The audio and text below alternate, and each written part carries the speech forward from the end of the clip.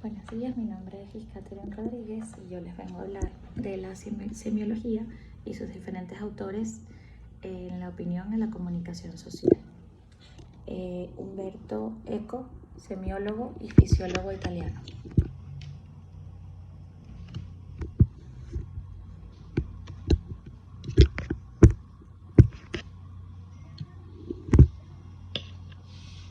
Nacido en Alessandria, en la región de Piamonte Norte, el 5 de enero de 1932, estudió filosofía en la Universidad de Turín, donde se doctoró con la tesis Dos problemas estéticos en San Tommaso, publicada en 1956.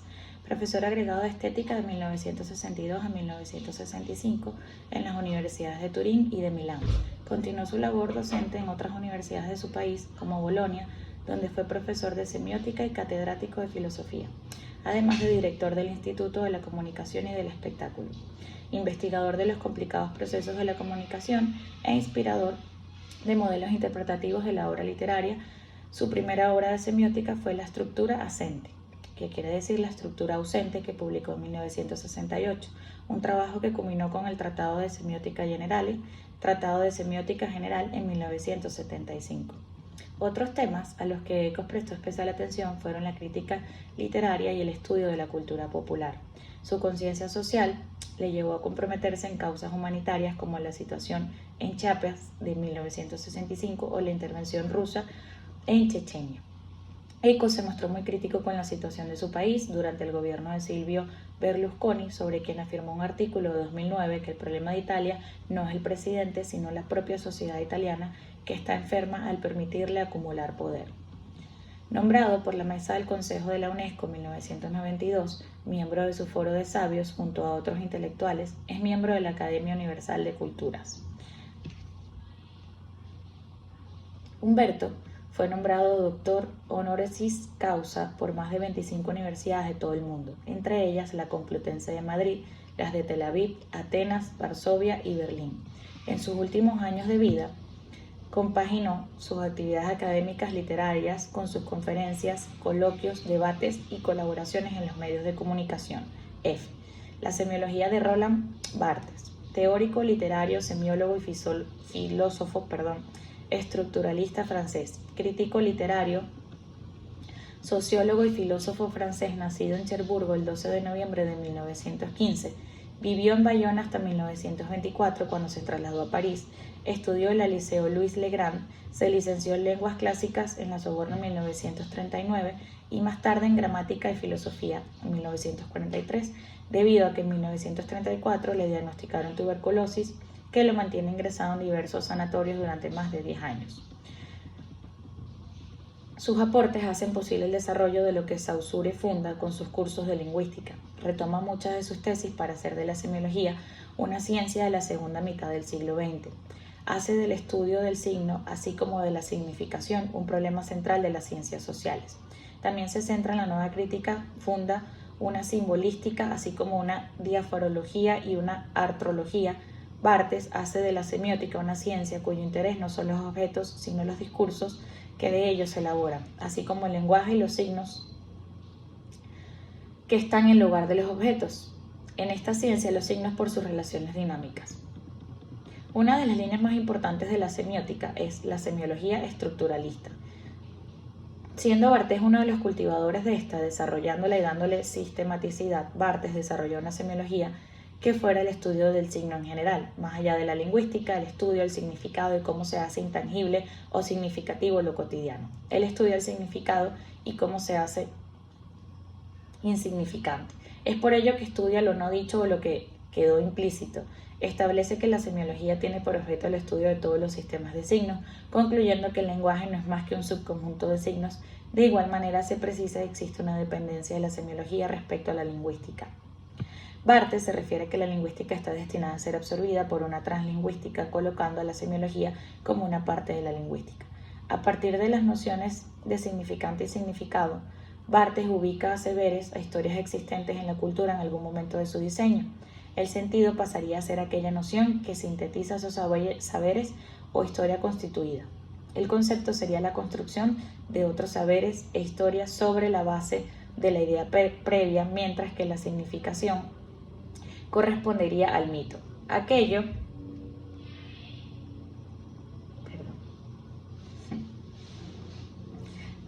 que finalmente consumimos y naturalizamos de la cultura. Barthes describe las operaciones del mito: significación, motivación, naturalización, despolitización, ultrasignificación.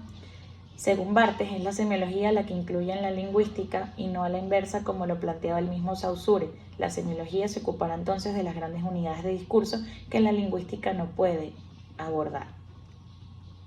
El aporte de Ronald Barthes es incluir el estudio de los signos, la semiología. Esta disciplina entiende que los seres humanos se comunican no solamente a través de los signos lingüísticos, sino también de otros elementos culturales tales como la ropa, el peinado, los gestos, las imágenes, la forma y los colores, a fin de convencernos unos a otros respecto de las emociones, valores e imágenes que deseamos transmitir. La semiótica cultural de Yuri Lotman, 1960-1970, y la Escuela de Tartu, Estonia, semiótica eslava. Yuri Mijalovich Lotman, 1922-1993, fue un investigador de la Universidad de Tartu, Estonia, de reconocida trayectoria internacional, cuyos aportes en el ámbito de la semiótica de la cultura trascendieron las fronteras de la entonces Unión Soviética. Aún a pesar de las dificultades y censuras impuestas por el gobierno comunista a la difusión de su obra, según Cáceres en Lotman, 1996, dicha obra abarcó a toda una diversidad de problemas más allá de la teoría semiótica para adentrarse en la mitología, el cine, la historia de la cultura, la estética, el teatro, la literatura, entre otros. La presente reflexión teórica, a partir del análisis, la semiósfera 2, semiótica de la cultura, del texto, de la conducta y del espacio, 1998, pretende agregar valor a los aportes de Lotman al escudriñar sus planteamientos y asomarlos como base para una teoría del conocimiento. Para Lotman, existen tres clases de objetos inteligentes representados por la conciencia natural del hombre: individualidad, el texto en la segunda de las situaciones mencionadas en el otro punto, es decir, el que posee en su memoria una experiencia semiótica y que genera nuevos textos, y la cultura, inteligencia colectiva. En todo caso, esa clasificación lotmaniana podría reducirse a solo dos objetos inteligentes por su mismo planteamiento acerca de que la cultura es un texto, por tanto quedarían la conciencia individual y la conciencia colectiva, la cultura. Lotman habla también de la doble contradicción estructural que posee en su base el dispositivo pensante. El dispositivo generador de nueva información debe ser único y doble al mismo tiempo. En otras palabras, cada una de sus dos sobreestructuras binarias ha de ser la luz en un todo y una parte de un todo: estructuras, subestructuras, macroestructuras, microestructuras, esferas, microesferas. Lotman, 1998, habla también de que en el seno de la cultura hay dos procesos de orientaciones opuestas. En uno, el mecanismo de la dualidad conduce a una constante división en dos de cada lenguaje culturalmente activo. Cada uno es un todo inmanentemente encerrado en sí mismo. Paralelamente hay un proceso de orientación opuesta. Las parejas de lenguajes integran informaciones semióticas que constituyen totalidades. Son todo y parte de un todo. Por otro lado, Lotman plantea que la naturaleza de la cultura solo es un comprensible teniendo presente la diferencia psicofísica entre las diferentes personas. Sin embargo, los modelos socioculturales normalmente tienden a basarse en las regularidades, en las invariantes del hombre, y dejan de lado esas diferencias por considerarlas extrasistemáticas e inesenciales, cuando en verdad pertenecen al fundamento mismo de la existencia del hombre como objeto semiótico-cultural. Por tanto, son la base de sus acciones comunicativas y culturales.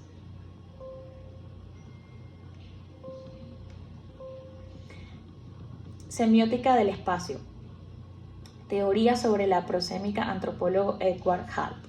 El antropólogo Edward Hall es quien acuñó el término proxémica, ideando un sistema de notación para transcribir el comportamiento proxémico.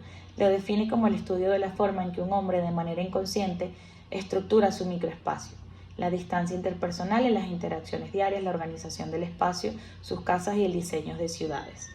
Edward T. Hall distingue tres elementos proxémicos mediante los cuales las personas estructuran sus espacios: elementos fijos, elementos semifijos y elementos dinámicos. Estos elementos, por lo tanto, estarán relacionados con las culturas. Los elementos fijos se refieren a las configuraciones internas, culturalmente específicas, de las externas, arreglos del entorno. La percepción de dichas configuraciones cambian tanto con el tiempo y el espacio como con la cultura y la situación. Los elementos semifijos permiten a las personas influir en la interacción con otros con la ayuda del entorno. Osmond aportó los términos sociopetal y sociofugal para caracterizar dos disposiciones opuestas del espacio. El espacio sociofugal tiende a mantener aisladas a las personas y produce soledad, como por ejemplo hospitales o bibliotecas. El espacio sociopetal favorece la interacción, la percepción de ambos espacios dependerán de cada cultura. Los elementos dinámicos hacen referencia a la manera en que las personas utilizan activamente los elementos fijos y semifijos, es decir, cómo influye una persona en la comunicación con los demás al variar los elementos espaciales en una situación. La cultura es la que principal influencia para la proxémica, ya que ésta modifica la mentalidad de una persona y puede afectar su escala de valores, de donde determinará lo que es bueno y malo. Ahí entran en la actitud que tendrá ante cada relación que tenga con las personas en su entorno. Por ejemplo, las distancias que usan las personas para relacionarse entre sí cambian notablemente de una región a otra. Más así le dan diferentes connotaciones a un gesto en particular, como la sonrisa, las miradas, los ademanes, movimientos del cuerpo, etc. Si viajamos a Europa, veremos que las personas que viven en el norte guardan mucha distancia en sus relaciones. Suecia, Alemania, Dinamarca, Inglaterra, Holanda y otros, y sus gestos son extremadamente moderados, lo que les otorga la fama de flemáticos o fríos. Mientras que en la parte sur, España, Francia, Italia, Grecia, las personas guardan menor distancia y usan más los gestos y ademanes en sus cuatro comunicación cotidiana, como en el caso de los italianos, quienes se comunican mucho haciendo movimientos con sus manos. Esto ha sido todo por hoy. Muchísimas gracias.